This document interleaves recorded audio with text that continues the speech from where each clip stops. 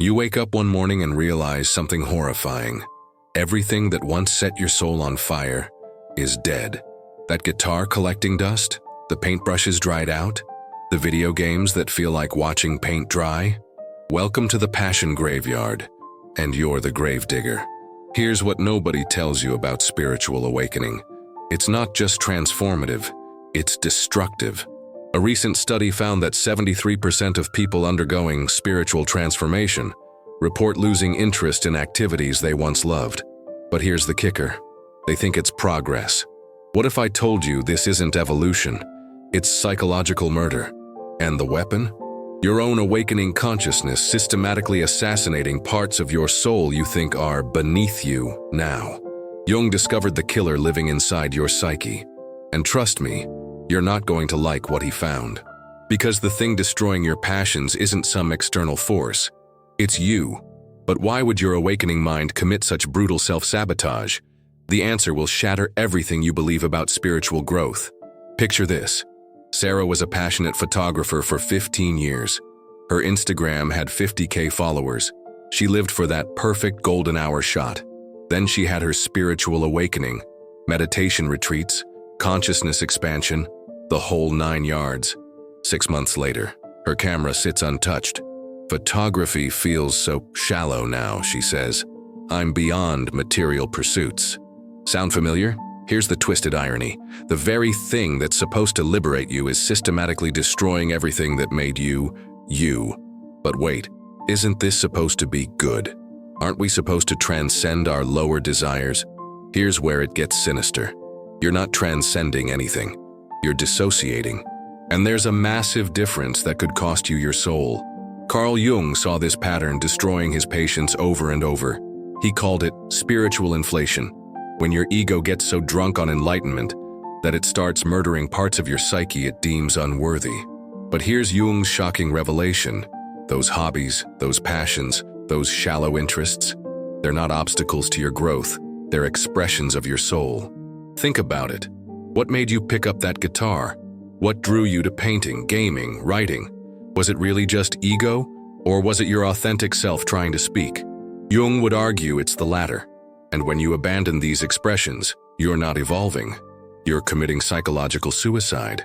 The most dangerous lie of modern spirituality, that you have to choose between awakening and being human. Jung discovered something revolutionary. True awakening doesn't eliminate your humanity, it integrates it. But most people are doing the opposite, creating a spiritual wasteland where their authentic self goes to die. So ask yourself, are you really growing, or are you just becoming a hollow shell of enlightenment? Because there's something sinister happening in your psyche, and Jung knew exactly what it was. Let me tell you what Jung discovered when he performed a psychological autopsy on spiritually awakened individuals who'd lost their spark. The cause of death? Spiritual bypassing disguised as enlightenment. Here's the crime scene. Your psyche has multiple layers. What Jung called the conscious mind, the personal unconscious, and the collective unconscious. When you have a spiritual awakening, your conscious mind suddenly gets access to profound truths. But here's where the murder happens. Instead of integrating these insights with your existing self, you use them to judge your existing self. Jung called this the transcendent trap. You experience a taste of higher consciousness and immediately your ego goes, "Oh, I'm too evolved for video games now. I'm beyond such trivial pursuits." But Jung's shocking discovery? This isn't transcendence, it's dissociation. You're literally splitting off parts of your psyche. Think of it like this. Imagine your soul is a symphony orchestra. Each hobby, each passion, each interest is an instrument. True spiritual awakening should make you a better conductor, bringing harmony to all the instruments. But what most people do, they fire half the orchestra because they think violins are more spiritual than drums. Jung witnessed this psychological carnage repeatedly. Patients would come to him spiritually inflated, but emotionally dead. They'd meditate for hours but couldn't enjoy a sunset. They'd talk about oneness while feeling completely disconnected from life. The most chilling part? They thought this was progress. Here's Jung's brutal truth. When you reject your lower interests, you're not becoming more spiritual. You're becoming less human. And humanity isn't something to transcend. It's something to embrace fully. Your hobbies aren't distractions from your spiritual path. They're part of your spiritual path. But here's where it gets really dark. This isn't accidental. There's a part of your psyche that wants to kill these aspects of yourself. Jung called it the spiritual shadow, and it's more dangerous than you think. If this is hitting deep, smash that like button, because Jung's insights about spiritual integration could save your soul from this psychological murder. And subscribe to Mind Revelation, because we're just getting started on exposing the dark side of awakening. Here's the terrifying part. Most people don't realize they're committing spiritual suicide until it's too late. Jung identified specific warning signs that your awakening has turned into psychological murder. Let me walk you through the crime scene. Warning sign number 1, the too good for that syndrome. You catch yourself saying things like, "I don't watch movies anymore. They're so unconscious," or "Social media is beneath me now." Jung would ask, since when did consciousness require you to become a judgmental hermit? True awakening expands your capacity for all experiences, not just the pure ones. Warning sign number 2, emotional flatline. Remember when music could move you to tears? When a good book kept you up all night? When beating a challenging level felt like conquering the world?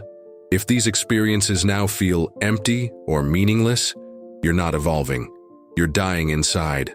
Jung called this spiritual anesthesia. Warning sign 3, the superiority complex. You start viewing your old friends as asleep or unconscious. You feel sorry for people enjoying simple pleasures. Here's Jung's reality check. If your awakening makes you feel superior to others, you haven't awakened. You've just developed a spiritual ego that's more toxic than your regular ego. Warning sign number 4, the passion purge. You've systematically eliminated activities that once brought you joy because they don't align with your higher self. But Jung discovered something shocking. Your higher self includes your playful self, your creative self, your silly self. When you purge these, you're not ascending, you're amputating. Here's the most chilling warning sign, the authenticity paradox. You claim to be more authentic now, but you feel like a stranger to yourself. You've become so focused on being spiritual that you've forgotten how to be human. Jung's patients described it as living in a glass box. They could see life, but couldn't touch it anymore. The scariest part? Society celebrates these symptoms as spiritual maturity. People praise you for being so evolved while you're internally withering away. Jung saw through this facade. He knew that true individuation, becoming who you really are, requires embracing all aspects of yourself, not just the socially acceptable spiritual ones. So here's Jung's diagnostic question. Are you becoming more yourself? Or are you becoming what you think a spiritual person should be? Because there's a massive difference, and your soul's life depends on getting this right. Here's where Jung becomes your psychological savior. After witnessing countless souls murdered by their own awakening, he developed what I call the integration protocol, a way to resurrect your authentic self from the spiritual graveyard you've created. Jung's first principle, wholeness over holiness. Stop trying to become some sanitized version of enlightenment. Your goal isn't to transcend your humanity, it's to embrace it fully. That means honoring the part of you that loves video games just as much as the part that loves meditation. Jung called this holding the tension of opposites. Here's his revolutionary approach. Instead of asking, is this spiritual enough? Start asking, is this authentically me? Your soul doesn't care about spiritual hierarchies. It cares about expression, creativity, play, connection. When you abandoned your hobbies, you didn't transcend anything. You just got scared of being judged as unspiritual. Jung's integration technique number 1, the passion archaeology. Go back to those abandoned hobbies with fresh eyes. Don't ask, why did I waste time on this? Ask, what was my soul trying to express through this? That guitar wasn't just noise. It was your soul's voice. That painting wasn't just mess. It was your psyche processing life. That game wasn't just escapism. It was your mind learning, strategizing, celebrating small victories. Integration technique. 2, the sacred ordinary. Jung discovered that the divine doesn't live only in meditation cushions and spiritual texts. It lives in the laugh you share with friends over a silly movie, in the flow state you enter while gaming, in the pure joy of creating something with your hands. Stop compartmentalizing your life into spiritual and mundane. It's all sacred when approached with consciousness. Here's Jung's most powerful insight. Your hobbies aren't obstacles to enlightenment, they're vehicles for it. Every passion contains a pathway to presence, creativity, and authentic self-expression. The question isn't whether to engage with them, but how to engage with them consciously. Jung's final protocol: give yourself permission to be beautifully, messily, completely human. Your awakening doesn't require you to become a spiritual robot. It requires you to become more yourself, not less. And that self includes every aspect you've been trying to spiritually bypass. The choice is yours. Continue the psychological murder or begin the resurrection. We've reached the moment of truth. You're standing at a crossroads that will define not just your spiritual journey, but your entire existence. On one path, continue the systematic murder of your authentic self in the name of evolution. On the other, Jung's revolutionary integration, becoming spiritually awake and fully human. Here's what Jung knew that most spiritual teachers won't tell you. The goal was never to become perfect. It was to become complete. And completeness includes your shadow, your playfulness, your imperfections, your passions, all of it.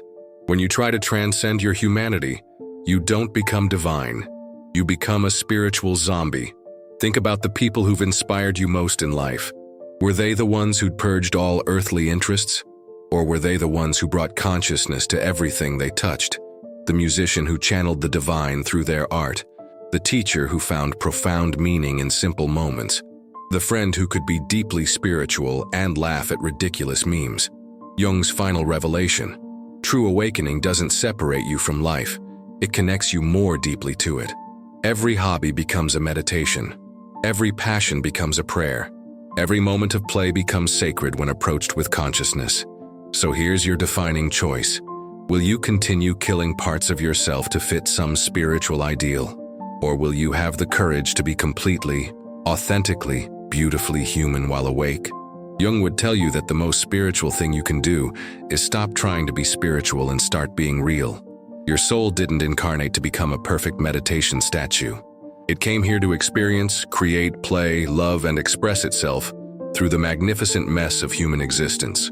If you've made it this far, you're already choosing integration over amputation. Drop the word integration in the comments. Let's build a community of people choosing wholeness over spiritual perfectionism. You've just taken the first step toward reclaiming your authentic awakening.